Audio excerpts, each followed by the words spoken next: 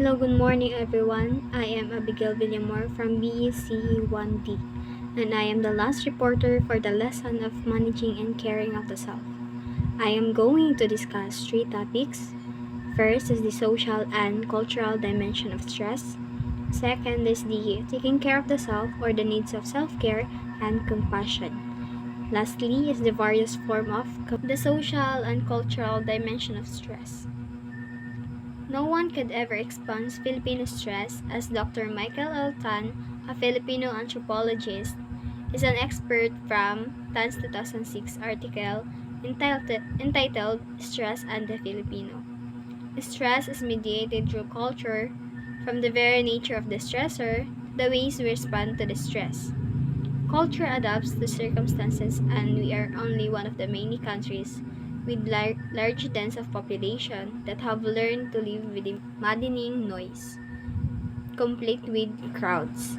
Filipino do face many sources of stress around work and livelihood mainly. So, according to Dr. Tans, that he emphasizes that stress is not just a personal issue but also a cultural one. It is because the way Filipino experiences and respond to stress is shaped by their cultural background. This means that their culture norms, the values and practices have influences individuals to perceive and cope with stress. Also, cultural adaptation highlights that Filipinos have learned to adapt stress situations such as living in crowded and noisy environment. Despite these challenges, Filipinos often respond with resilience and resourcefulness. This adaptation is often reflected in their ability to find joy and happiness in everyday life, even sa midst of stress. But the scenes of smiling and laughing Filipinos, singing and dancing and drinking away can be deceptive. Quite often, we deal with stress by trying to be happy, masaya, which is really more of an externalized merriment. Pagsasaya sa social camaraderie is making cheer and quiet. Often we do it precisely because there have been unhappy events, stressful events. We warn people about excess as a cause of illness, and that includes the excessive emotion generated by stress. The word dalamhati is graphic, describing an inner sadness from the malay or dalam inside and hati, the heart or the liver, believed to be sets of our emotion that slowly consumes the person. Filipino women are actually prone to dealing with stressful emotion as through tiis or endurance and kimkim to repression. Many Filipino express their stress by complaining about recurring headaches or abdominal pains accompanied by dizziness, nausea, or fatigue.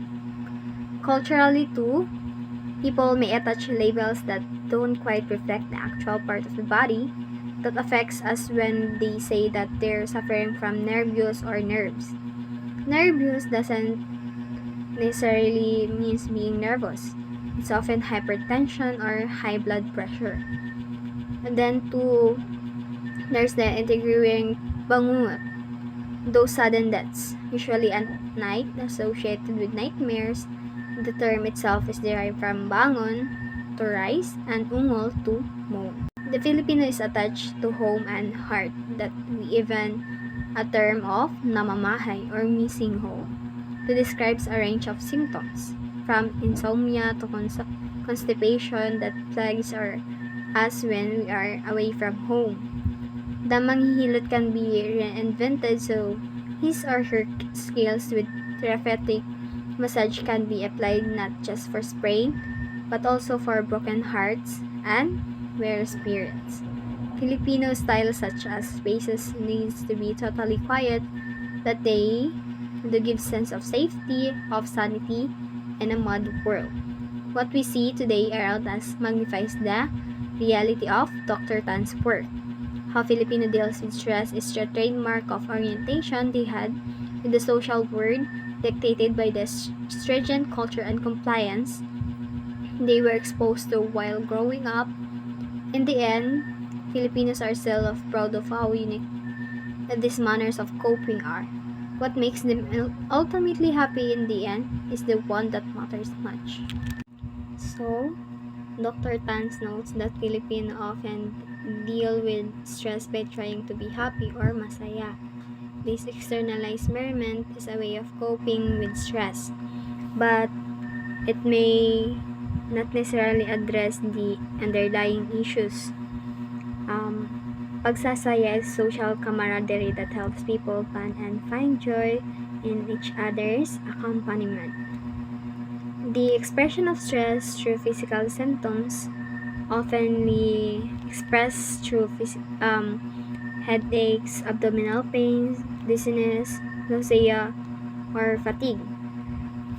This somatization of stress is a common phenomenon in Filipino culture where emotions, distress is often manifested through complaints. Fans also stated that the cultural labels and stress describe their symptoms which may not necessarily reflect the actual cause of problem. For example, the nervous is often used to describe hypertension or high blood pressure rather than nervousness.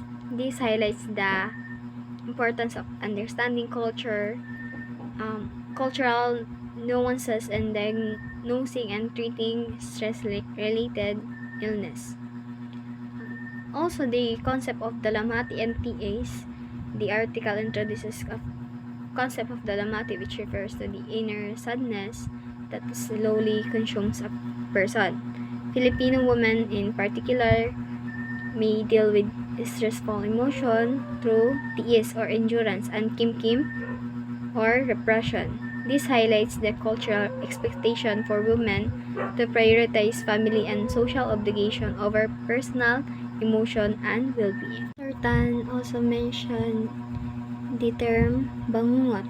This refers to the sudden deaths associated with nightmares. He also notes that the concept of namamahay, which describes a range of symptoms that occurs when an individual is away from home. These cultural concepts highlights the importance of understanding the cultural context of its impact on physical and mental health. And before I'm going to jump into the next topic, why is it important nga ba to know the social and cultural dimension of stress in managing and caring of the self? So in understanding the social and cultural dimension of stress, it is crucial for effective self-management and care. Stress is universal experience, but its manifestation, perception, and management vary significantly across cultures. Ignoring these differences can hinder effective self-strategies. It is why we have to really understand the social and cultural dimension of stress in managing and caring of ourselves. Our next topic is taking care of the self, or the needs of self-care and compassion. Generally speaking, self-care is engaging in activities and behaviors that have a positive impact on one's mental and physical health. It is according to Green 2017. She adds that there's a bit of reverse golden rule aspects to the practice, that is to treat yourself as compassionately as you treat others. There are reasons why self-care is necessary. First, it increases sense of self-love, allowing appreciation and acceptance of who a person is. Second, it promotes feelings of calm and relaxation, serving as a way to focus and come back to daily life refreshed and ready to take on anything. Third, it improves both physical and mental health by reducing the effect of prolonged stress on mind and body. Ways to engage in self-care. Physical self-care, eating well, exercise regularly, prioritizing sleep and taking care of health. Emotional self-care, managing anxiety, anger, and sadness, and other emotions, setting boundaries with people who are not positive or supportive, spending time alone to rest and recharge, maintaining a bullet journal. Spiritual self-care, volunteering, connecting with nature, meditation, and mindfulness. Reason why self-care is necessary. The first one is the increases sense of self-love.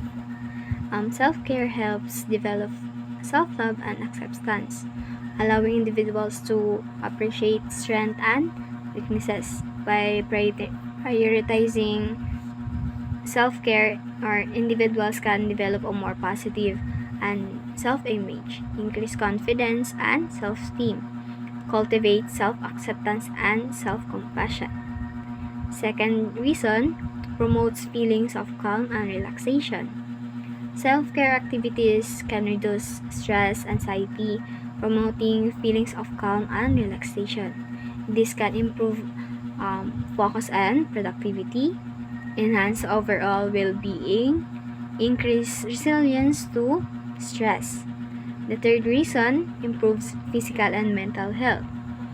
Self-care can reduce the negative effects of prolonged stress on the mind and also in our physical or our body. By prioritizing the self-care, individuals can also improve physical health. Example, reduce blood pressure, boost immune system. Katulad nga kanina sasabi ko sa social and cultural dimension of stress, minsan sinasabi nila yung nervous or the hypertension. So, taking care of the self, yun nga, marireduce yung ating blood pressure and magbuboost lalo yung ating immune system. Enhance our mental health, example, reducing our anxiety, depression, at maka-focus tayo sa mga gawain natin na without overthinking or somehow being pressured.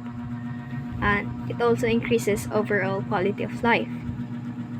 The ways to engage in self-care physical self-care involves activities that promotes physical well-being, such as eating a balanced diet, exercise regularly, or walking, running, or yoga. Self-care involves activities that promote emotional well-being, such as managing anxiety, anger, and sadness, setting boundaries with negative or toxic people, spending time alone to rest and recharge, and maintaining a journal or creative outlet. In spiritual self-care, these activities that promote spiritual well-being, such as volunteering or giving back to community, connecting with nature, hiking, gardening, or practicing meditation or mindfulness. We also have to engage in activities that promote a sense of purpose and meaning. By incorporating the self-care into our daily life, individuals can improve their overall well-being, increase their resilience, and cultivate a more positive and compassionate relationship with themselves and also with other people.